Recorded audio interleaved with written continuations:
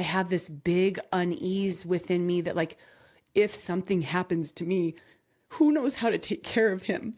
And that, I mean, for a medical mom, of course, that's like, it's very high, but that's all moms. Like, we're just like, what? Like, this is my role. Like, I'm not fearful of death. Like, I know what's going to happen on the other side. I'm fearful of not being here to support the humans that I am meant to support. And absolutely. Here's the deal. We're two moms and we popped babies out in our 40s. And it's hard. it was hard. It's also the best thing that's ever happened to either one of us. Yeah, but now we're moms in our 40s. In our 40s. With preschoolers. So let's talk about that. Let's talk about it. Let's bring the community together of women. All the moms, 40, 20. And also, like, let's just talk about, like, real shit. Real life, real women Yeah, shit. real women shit. Let's do that. Shit's hard. And also, it's funny. Life is funny. Let me just pull my bush out of my bush. Cheers! Cheers. Unfiltered. Because if you want a show, we're a shit show. We're here for you. Yeah. Oh, welcome to I don't hear it. Jewish Mamas. It's not on there. Oh. I liked it. No, I think Bam, bam, bam. Yeah. Bam, bam, bam. doo-doo. I don't know. Hello. Hey guys, it's Cal. It's Megs. We're here. Here we are. We're here in Care Bear hats. I am Sunshine Bear I'm Wish Bear. because we need a little bit of Of a Care Bear stare. Care Bear stare today. We had a gym sesh this morning, and I just pretty much did everything I could not to cry the whole time. Yeah. And Megs, I think that if we were just mic'd up, then we would have been recorded. I think so too. Yeah. Yeah. So here we are. we're bringing you guys. We mic'd up and we're said, let's record this shit Let's do it today again. because Yeah. it needs to be talked about. And we could do some push-ups and planks while we do the episode, but that might be distracting for you guys, so let's not. Yeah, I already did that anyways. Yeah, I feel done. I just want to sit here in this chair right now. I'm going to just sit here. I didn't even grab Kleenexes or anything. No. Don't worry, you guys probably won't. You'll be fine. You've seen us snotted up before. Yeah. It's all good. Plenty Don't worry of times. about it. Plenty Yeah. of times. Let's just dive into it. I'm just going to tell my story of how the morning began, and then how Megan is not only a therapist, but she's a dream analyst, analyzerist. Yeah. You can get me at 1-900. Just Yeah. I actually had only $5.99 a minute. Call me anytime. one of my coworkers at my very first job out of college, we did internet sales and phone sales, and she had such great numbers. We found out later also she had a 900 number, and she made great numbers from the 900 number. So she had She had the voice. OnlyFans. She had the yep. OnlyFans. Maybe she's killing the game with an actual OnlyFans now. Oh, yeah. Yeah, girl. Good for her. Yeah, Get it. fun. Get it. Let's just get a little bit of this out before we get started today. Okay. And then we'll move into the rest of our conversation. We're just going to share a full conversation with you guys. Sounds good to me. It'd be good. So last night I was the not sleeper. You guys know usually Megan's the not sleeper. She just, go to bed at 4 I like a.m. to solve all my problems in the middle of the night. Yep. And just seriously, 4 or 5 days ago, I was like, hey, Megs, let's think about this when you wake up at night. You can't solve the world's problems, but you can manifest. So instead of trying to make lists or do things, just really embrace your manifestation process. Which I loved that idea. Yeah. And I took it to heart and to mind. And you did it. You slept, I think, a little bit better the next night. I did. For one night. I did. It was great. It was great. So here's me last night. It's 8 p.m. and the sun is still out at 8 p.m. Kids are in bed. John's downstairs. Yep. Birds are tweeting. Windows wide open because it was a gorgeous day. I'm TV off, go to sleep. I'm out by 8:02.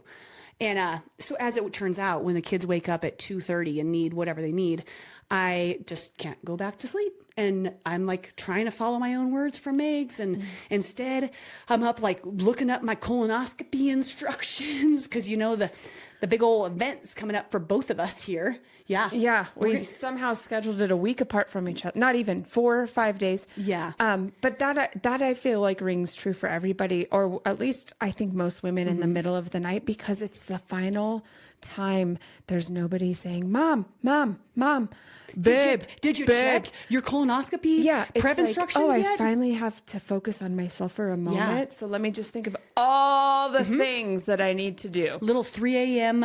Like pooper investigation. So I'm going through because I'm like, is it 2 weeks? What do I need to be doing? So I look at that, and then I start looking at my period tracker because I'm like, Cal, you are like a week late. What's going on? So I'm looking at that and blah blah blah blah blah. Okay, so finally, about 2 hours later, maybe 2.5 hours later, I just delicately fall back, like not all the way asleep, just a little bit asleep. So that's when you have these dreams, like these vivid dreams, and I first have a dream that I'm at the doctor's and we were there for multiple things. Mind you, guys, like we don't even know how to go through the number of deaths we've just recently been through. So we're kind of a freaking wreck anyways. But I would just say, we'll just wrap it up to, yeah. 5. I think I'm on my 5th. Yeah. It's ridiculous. So I'm at the doctor's, of course.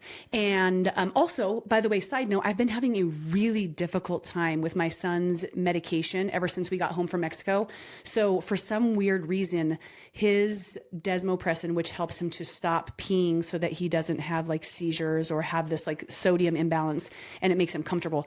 It works when we're at sea level, but then when we come home, it's like really out of whack. And it works stronger when he is sick because your other organs create this hormone. It's just jacked up. So since we've been home, I feel like I'm brand new at being an ABPD mom. Like I have no idea what I'm doing. No idea. So in my dream, I'm at the doctor's. We are there for multiple reasons, but then I'm like, they still haven't gotten me for my appointment. Like I'm just waiting. So I go over, I'm like, hey, we're still in the waiting room for who knows what. And because we're in a lot of hospitals lately. And then, and I'm like, so I need my, my ABP medication. Cause now I'm taking it instead of Witten, or I need to take it for him. And I need to know about my like other pooper instructions. It's something about my colonoscopy. Not really sure. And, she's like, well, I have news for you. This came back and I don't think you're going to like it. You're pregnant. And I'm like, I think I started like crying. Like, I'm not really sure what to think about this. This is a dream. Also, just as a PSA reminder, we're in dreamland. I'm just thanks, Megs. Yeah, this did not. This is because holy moly, woo! But then Megs, she translates it for me later. So then, so I kind of wake up, go back to sleep, and this next dream it's awful, you guys. It's awful. So we're at Waterworld. We have this huge water park in Denver, and they have this wave pool that is just a reckon for punishment. I don't even know how they have that thing still going. This one huge wave will come out and everybody crashes into each other. Like kids are all over the place. They're flailing underneath. Like it purposely is giving you an undertow. And then it crashes forward and comes back. So the wave's coming and I'm like, John, everybody's in the middle of the, like where the wave's coming. I'm like, John, you got to grab the kids. And we're like, okay, it's only Witten that's in here. And so he kind of like tries to get out of the way and I catch the wave and try to dive into him. And when I come back, Witten's just swirling at the bottom of the pool, like with the wave motion. And I'm like, John, what? And she's like, no, he's just having, like, he's like moving in the water. So I completely freak out. I get him out of the pool. I start doing the Heimlich and he's like little. So CPR. Thanks. I'm not, I think I, but you were doing the Heimlich? I think I was though. I think I was doing the pat on his back and the scoop out of his mouth. That's the Heimlich. So that's the baby Heimlich. That's what I was doing instead of CPR. And he wasn't coming to, and then I wake up. And that's my dream. So I'm telling Megs this and I'm like trying not to like, this is where I'm like starting to lose it. And and she's like, what's going on? Cause I just told her, I said, I just feel like my head's really messy lately. And I don't know, we've done episodes about death. We've done episodes about life. We both talk about like the other night, we just had this like beautiful hug cry session. Like, I just want to live every day to the fullest. So Meg says like, what do you feel like's maybe going on? And I said, I just feel like, even though I know I want to live in the moment and be happy right now. And I'm not one to, I really work on not worrying because I worried so much as a child that I'm waiting for the other shoe to drop. And I said foot to drop, and I still think that's right. I like it. Yeah. I like Cal saying. Yeah. I was waiting for the other foot to drop because if you're missing a foot, you're falling over. Like you can't, it doesn't work. You already got one foot gone. You're waiting for the other one. Now you can't go anywhere. You're stuck. Yeah. In the pit of despair. In the pit. So I'm like, I just like it. So we're supporting each other through this conversation. And then Megs goes. Meg says, I said, well, do you want my outside perspective of what I'm hearing you tell me right now? This is just what my brain is interpreting that information that your subconscious is trying to tell you. I said, are you feeling unsupported in helping Witten? Are you feeling all alone, doing it all by yourself? Because when I hear you say in your dream, now you're having to take the medication that is for your son, but it's given to you maybe to go through to him. And that feels like, wow, you're taking on now the whole disease to help your son. Because this disease that Witten has is very complicated. It's very rare. Even the doctors struggle to know exactly what to do. So it's not like she has a prescription that says every 4 hours, take 1 tablespoon. And that's what gets, or 5 milliliters or whatever it is. It's not like that. It's so uncontrolled and pretty chaotic in just figuring out what to do with that.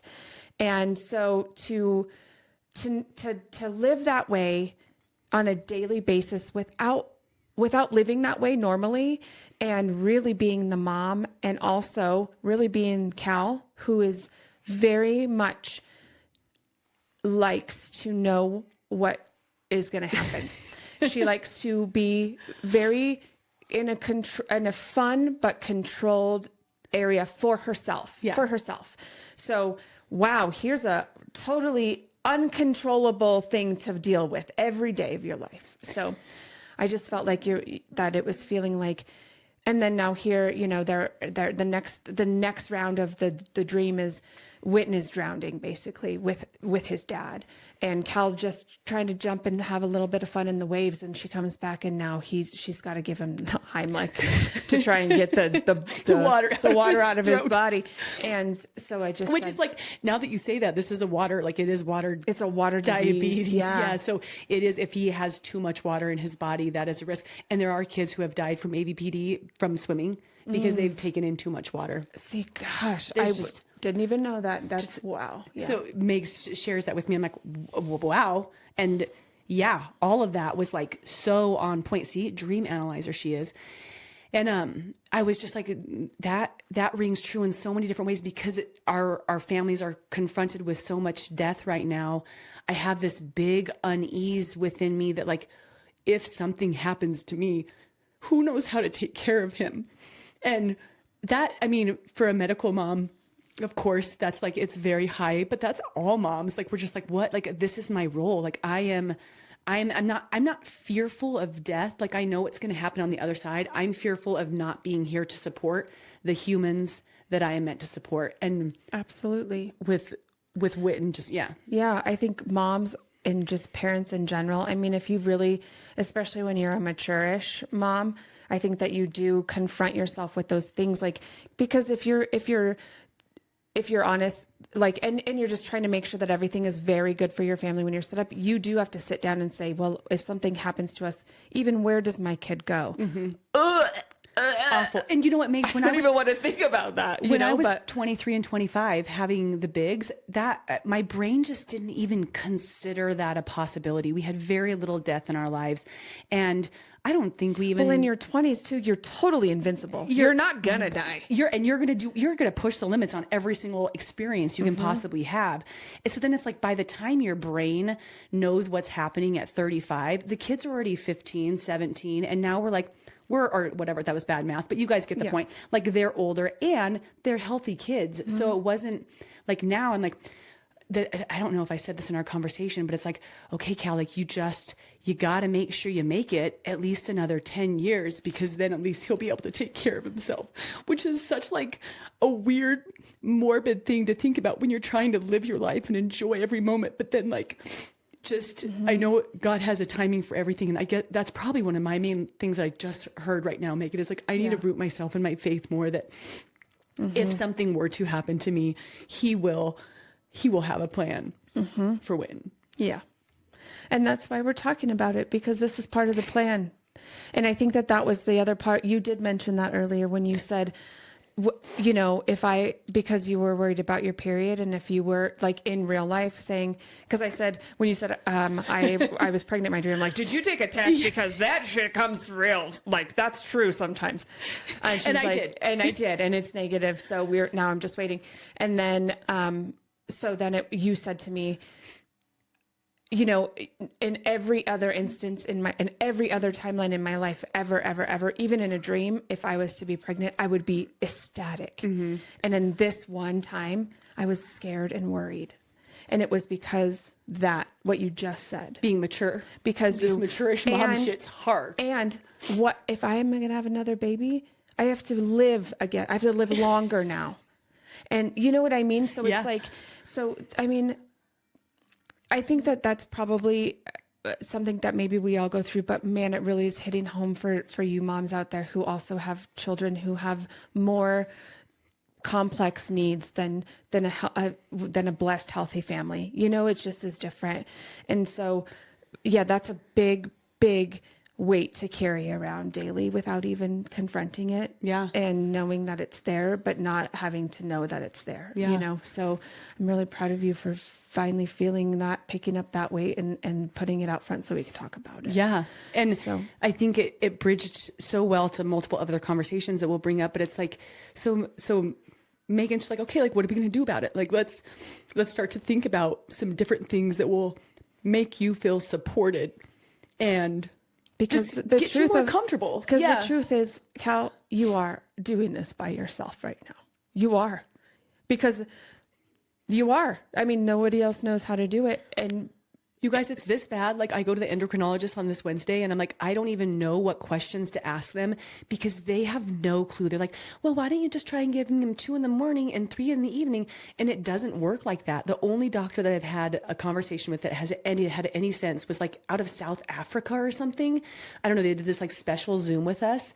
And it's just, my Facebook group, thank you to every single person in my Facebook group. They answer the questions because they have the disease. They're part of that rare few breed. And that's the most supported I ever feel. But it still is, I mean, it's a 4-year-old. And it's still such an individual disease. Mm-hmm. Like, even though everyone is kind of having the same symptoms and going through the same thing, right. It's still not like a mom can say, oh, well, I medicate him at this time, this much, and that works. Yep. Because it's not the same with everyone. So, and their metabolism has such a different effect on it. It's just... And age and location and gosh, like mind blowing how complicated and isolating it is for you. Like, never would you like desire for your kid to have diabetes, but I'm like, God, if I could just have a freaking finger poke and then give him a pump or an insulin or something. And I would never wish that upon anyone. It's just, this is hard. And what was so beautiful about this is like, so then Megan's like steps in, like, what are we going to do about it? Like, let's start to talk about some things where you'll feel more supported, where we are all getting more educated about the disease. Or maybe it's even like them like joining the Got Diabetes group and their diabetes insipidus, where they're learning about it and like creating, she said, you know, how about creating a plan of action so that if something were to happen, and this is coming from a space of creating comfort and less anxiety for me, of like, how would I direct that person in learning how to medicate him from step 1? Because I can't just be like, okay, by the way, our current dose is, you know, a half at this time and this, because it changes every day. So you can't do that. And even though you are giving me that information, I still wouldn't know what to do with that information. Right. Like, okay, so then I just go off that and then that's not right the next day, but I wouldn't even know that it wasn't right. You know, so yeah. Yes. Oh my gosh. So it was really supportive. It was a great gym sesh. We got to work out a lot of stuff, the muscles, the mind, the heart, the tears. Mm-hmm. And it led us down this another journey of conversations about loneliness as a mother. And I don't want to say like loneliness in your marriage, but loneliness as a mother. I think it's important to have the conversation and this was another part of our whole conversation. We talked about a lot of stuff today. You're like, Was were you guys that- at the gym for 6 hours? Yeah. No. No. We worked out for 30 minutes. Yeah. Another part of the conversation was that it's also super important to talk and get it out, because we don't want to, first of all, stay stuck in it or pretend like everything is always great and then, push that shit deep down, and then it comes out in another way, either in your body or at somebody in the wrong way or whatever. So having a friend, a person that you can sit with and say, I need to get this out of me. I want to talk to you about it and vent about it. And then either we come up with solutions or we say, thanks for Release. listening. Yeah. Yeah. And then we move on. And then that's like, it doesn't mean you can't never talk about it again. But now you can be like, oh yeah, that's better. That was out of my body. Yeah. And here we go. So, and I realized something that I've done, as I've told you guys before, I usually have very solid, good boundaries. And I am the space that you want to come to when you want to be positive, when you want to have gratitude, when you want to be filled up, when you want to be happy. And I have another one of my cousins, and we were talking about some hard stuff. And she's like, I'm so sorry. I'm talking about negative things. And I was like, oh my gosh, like, no, I want you to know that those are things we do need to talk about and move through. And I'm not going to be there to get stuck with you or to support you in, I don't want to say but pity party kind of. Yes. Yeah. Like we're not here to party with you at your pity party. Right. I'm here to support you through it. And I want to hear about the real things that are going on in your life. And I'm not just rainbows and sunshines, wish bear and sunshine bear. But I want to be able to be that person for you too. And there have been situations or friendships or things where people have been stuck, and I've had to be like, hey, we've gone through some of this. You're in a hard spot. You're a little bit stuck right now. I'm here. I don't have the emotional capacity with what I'm dealing with right now to be there for that. I love you. And I'm here once you work through things. And I think, Megs, that felt right for me, because during all of Witten's diagnosis, I needed to process and be with just him. And I, like, having someone to complain about it would have only hindered our journey. You know what I mean? But then we kind of moved on to our marriage and the partnership that we're in, whatever that partnership is for you, with whoever you have a child with, or just maybe, a significant other that you're sharing your life with, and how we were feeling divided in, this is your role, this is my role. Because I know that was a really, really hard thing for my marriage in the beginning of parenting, because we were parents for the first time. That was the first time we ever did it. And I did get the opportunity to be able to stay home. And I just was so extremely grateful that was the opportunity that I had, that I was able to finally have this child. And then I got to stay home with him. And my husband really stepped up and went hard at work and did his job at work. But our life did a 7, 8, 20, whatever the heck. I mean, like 9:46, a spinalinal. Seriously. And so that was something we really, really had to work through. And it caused a lot of arguments. Yeah. There was a lot of arguments in the beginning, a lot of comparison, a lot of, I do this, you don't do this, and back and forth and back and forth. And when it's like, well, I do all of this, well, I do all of this, and you just we had to come to a point where it's like, this is not a competition of who's doing more. We are a team. Everything we are doing is for the greater good of our entire family, and we don't need to compare. And we've grown through that. Yeah. I love how because you brought that to me one day. You're like, you're a team, not like you're a team against the world, no, but you are a team supporting each other through the world, through this life. Yeah. And if there ever is a problem, it's you and me against the problem, not you and me against each other. So we're trying to figure out how to successfully navigate whatever this problem is in front of us together. That's hard. It's hard. And it's something we just had to and are still learning how to do. But we kind of figured out that, and the rules were great, and it was going really good, and it's still going fantastic. But man, are there moments when it's like, I am feeling like I'm doing it all at home. I'm doing it all at home. And like you said, motherhood is a 24/7 job. It doesn't turn off. we don't just get to sit on the couch and watch a show at night to relax after going all day. We don't get to sleep at night. We don't get to like, oh, I'm going to go to bed and I'll wake up tomorrow at 8 a.m. No, I don't get a 30-minute alone drive home and listen to a podcast or get to listen. I don't get to listen to my favorite Maturish Mama's podcast all by myself on the way home. My favorite thing that you said earlier today is like, my favorite music is fart music. Cause guess what? Do you like jingle farts? Do you like jingle? Because that's all we listen to. That's what I get down Mom, to now. what sort of fart music can we put on today? There's a lot of, well, man, now we're listening to Toad and it is awful. So we're like, so you get to listen to your own, that's neat. Your own music, You get your to own choose stuff. Yeah. what you like. How neat. To put on the radio on the way home. That's cool.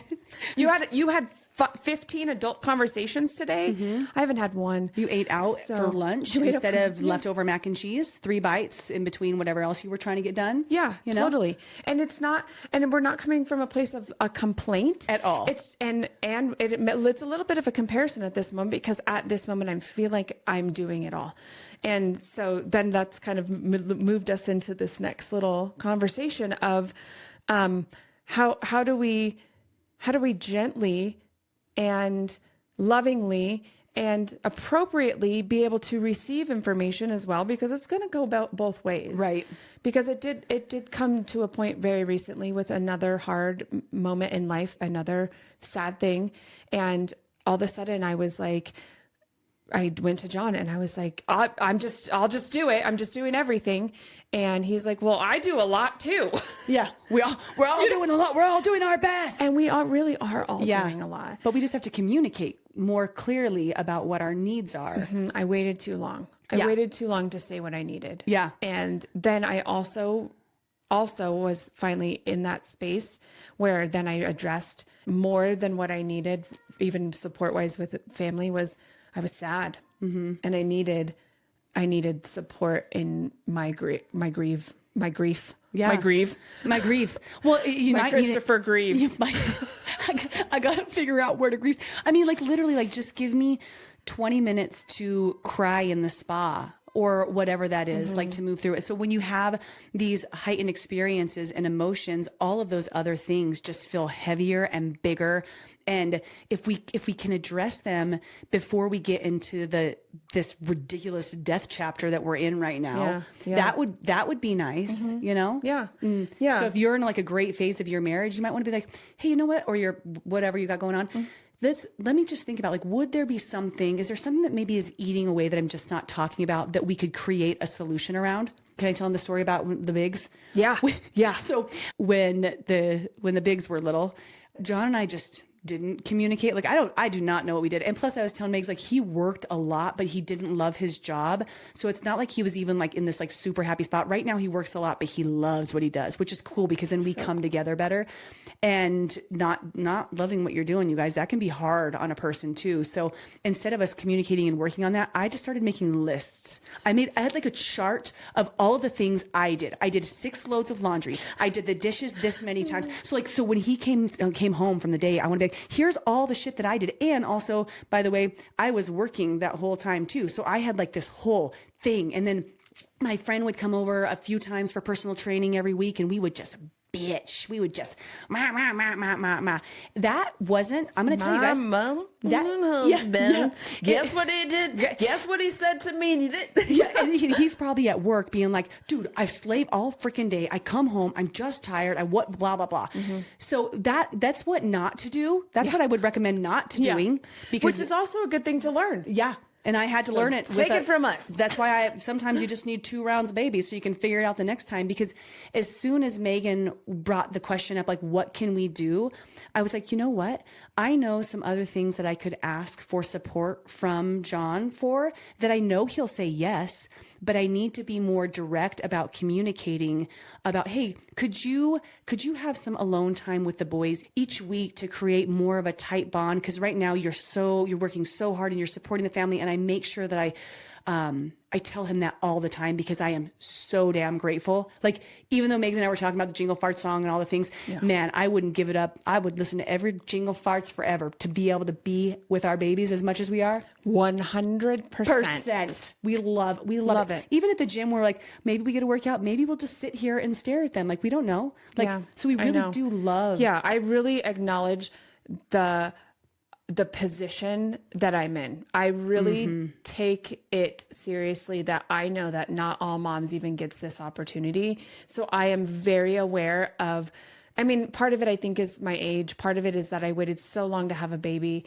and was wanting that so much for most of my adult life that here I am, that I'm like, believe me, I'm sniffing his head as often. I'm taking in every moment and loving every moment as much as I possibly can as, you know, as a regular human. I mean, you know, I have my moments where I'm like, just stop touching me for 5 seconds. For sure. But like, I'm thinking about taking Wynton to the bathroom today at Chick-fil-A. And I'm like, I just had to hug him and hold him. I love you so much. You're such a great, like, I mean, Mom, we haven't left each other's side for weeks. You need to pull me in that close. I do. So I do want to acknowledge that I really know how good I have it. And I want to acknowledge all those moms out there who are working their butts off to also be a great career person or have whatever you guys need because you need to work. And, you know, and I think that that's amazing. And I just tip my hat and bow down to you as well, because I don't know if I could even do that. Yeah. So, and no matter what, we all still have the challenges. Like for our either work from home moms, that was the hardest for me. And then you have you're working at a place, outside mom. the no matter house, what, the laundry has to get done. The kids have to get fed. The teeth have to be brushed. Somebody's got to clip their nails. Like all of the different things have to be accomplished. And that's still a conversation for all of us. And also, Megs, even though we love all of that and we're so appreciative of it, that doesn't mean that we don't need time to grieve, to be alone, to listen to see my friends, podcasts, to not listen to Jingle Farts for 5 minutes. Like we're going to insert song here. Gosh. Yeah, seriously. Yeah. To have a, I mean, even a phone conversation with a friend that you haven't seen uninterrupted, for a while. Or maybe you saw him yesterday and you want to talk to him on the phone now, but uninterrupted. Yeah. Total time to yourself. I think that's the same for everybody. So, and then where we kind of just came to with that is it is about communication, and the things that go unspoken, you're speaking them very loudly in the opposite direction generally. So if there's something that you need, you get the opportunity to talk about it. And it might not go the way that you want right at first. And it might be hard for you to find your meat in the middle of whatever that is. But when you can acknowledge the people in your life, and this is for friendships too. Absolutely. Any relationship. When you can acknowledge the things that you love about that person and the way that they show up for you and for your family and for themselves, and you can really light them up, that's so wonderful to be able to say, this is how I appreciate you and love you. And also, here's a couple things that I really feel like would support me in becoming my ultimate me. Like could you do bedtime routine once a week, or and not just like not coming from a space of like, can you just give a bath sometime for good? Like if you have that attitude stepping into it, that's probably not you can't attract bees with salt. That's right. Let me tell you what it is, because that's what I'm here for. You attract more bees with honey than you do vinegar. And salt and piss and vinegar. So, and attitude. So being able to come and have that reasonable conversation with love and with an understanding, like, this is for me to be my best. And then when I've done this with John, because as mature-ish moms, I do think we get better at communicating because we've had more practice and we've fucked it up more times. It's true. There's a lot of times where I'm like, and now what would help you? Like, what do you need? Like we've argued a lot about the laundry before. Like that's just neither one of us really want to do it, but John likes to do it a certain way. So then he had the job completely for a while, but then that was a little too much. So we found this meet in the middle where I do the kids and mine, and I just toss all his stuff on a counter and he does his, like, just little things. Just a little meet in the middle. A little meet in the middle. And then I did want to just touch on that part too. I think that sometimes when you open up a space to communicate, it helps either party. Like if your husband comes to you or you come to him, or your friend comes to you, or vice versa, if you come there with an open heart, it opens up a space to say, gosh, you know what? That is true. I do have something that's bothering me that I need to bring up that I didn't even realize, but it just got to me. Now here it is. Or thank you for telling me that. Like now I can show up for you better in that way, because I don't think anyone necessarily, especially someone you love and who loves you back, wants to come and piss you off all the time. Right. Or come home from work and you're just like, oh God, like, and that feeling is mutual, but you don't know what it is. You know, it's like you're in this weird space where it's like, and maybe it's 50 things, because you did bath last night, and then you read the book, and then you put him to bed, and then he woke up 5 times, and then you got up this morning, and So like a normal day. yeah. Like every day. Sorry, I'm just reading off my timeline. And then my itinerary. And then he did throw the laundry in, but he didn't do it the way you wanted it to be done that day. And now you come home and you're sour, and he's like, what the hell is her problem? Right. Now he's so opening up a clear space to do it. And maybe it might not be that day because you guys are both feeling pretty sour, but at a time where you feel like, okay, I can do this now. Yeah. Like I could do this now is a better way to do it. I'm just going to admit, I am not always good at that. I'm actually like really not most of the time. I start to, where I'm at in that journey for me is, it just happened on Saturday. I was in like a funk. I woke up in a funk. I was not feeling it that day. And I was so short with everybody. I was short with my husband. I was short with Casa, and we had his cousin over, and, you know, you look back, and I try not to look back too much and beat myself up, but you kind of look back and you're like, gosh, I wish I just would have shown up better. And then later in that day, I figured out what it was, and then I could have that conversation, and I just apologized. Like, sorry. Yeah. Sorry. Sorry, I was a dick all day. Yeah, sorry, I was a dick all day. Because we're human, and we're going to show up that way no matter what sometimes. No matter how great you are at it, no matter how much you've practiced. Some days you're just going to have a funky day, and you just come back. Because, and I've gotten so, that is one thing that I'm going to just, I'm going to toot my horn on that one, because I have really, really started to be able to come back and say that, I'm sorry. No matter, I used to be a little bit more defensive, like, but you did this and that pissed me off. Yeah. Now I can just be like, I didn't want to do that. I don't want to be that person, and I'm sorry.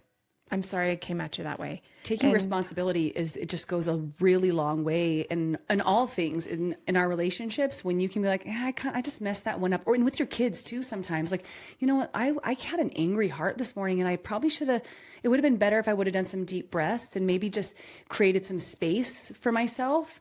And then you get to teach your kids a little bit more about emotional regulating when you're doing it yourself. Yeah. Instead of, which is sometimes what they do. Not sometimes. So yeah, a lot of the time. We're really in that right now. It'll happen. You have a 3-year-old. Yep. Yeah. Uh-huh. Yeah. Oh, wait, did you mean him or you or Johnny? Yep. Yep. All of us. So I think that today we weren't going to record because we were both feeling funky monkey. We got lots of stuff going on. Now Megs is cleaning out grandma's house, and she's helping with her dad, and there's a lot going on there, and we're planning 3 funerals, you know, and there's a lot of stuff. And then we started having this conversation, like, this is a little heavy conversation that people, I think, would be able to relate to. And then we're like, but we should like really provide them with some quality steps. We actually did way more than I thought. And I said, you know what, maybe we should just tell them what's going on in our lives, because they're probably feeling the same thing and might want to commiserate in our group or whatever it is. Yeah, for a totally. minute. Like, just feel supported, because the other thing that we talked about communication is that there should be definitely, I really, really hope and pray that you do have at least one friend or a family member, a sister, a mother, a brother that you can go to and get these things out sometimes.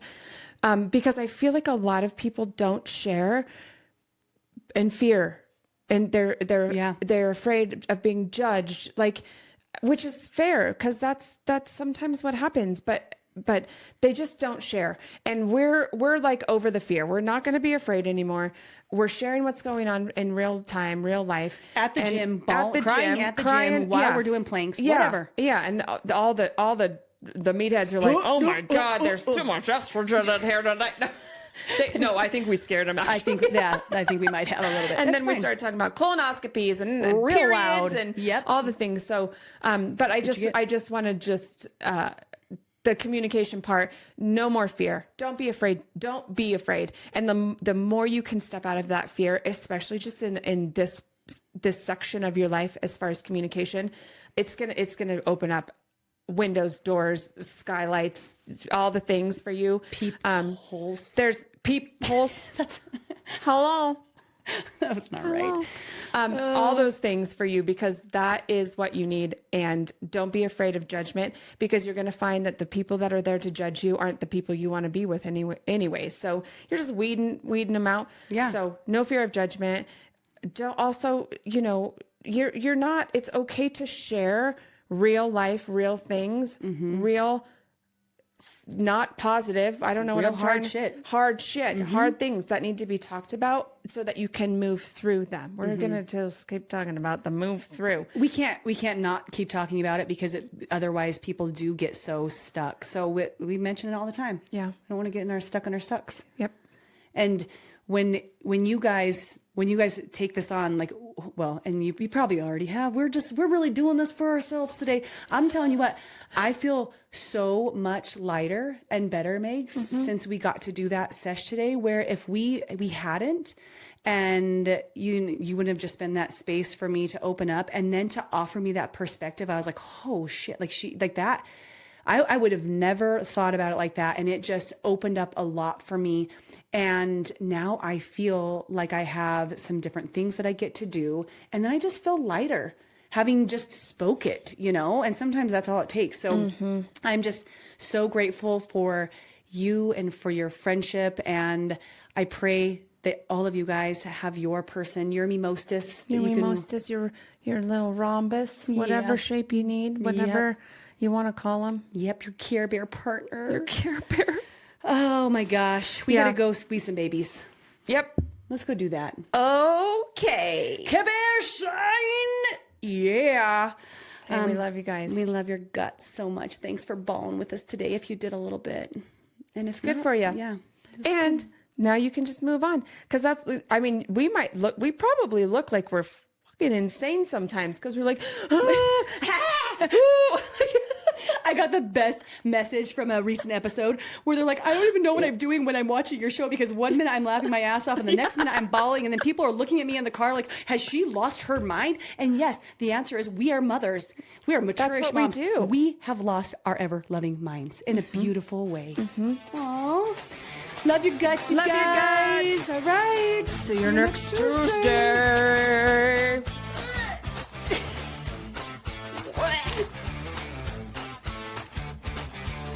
Thanks for joining, and don't forget to subscribe and, of course, share with your friends.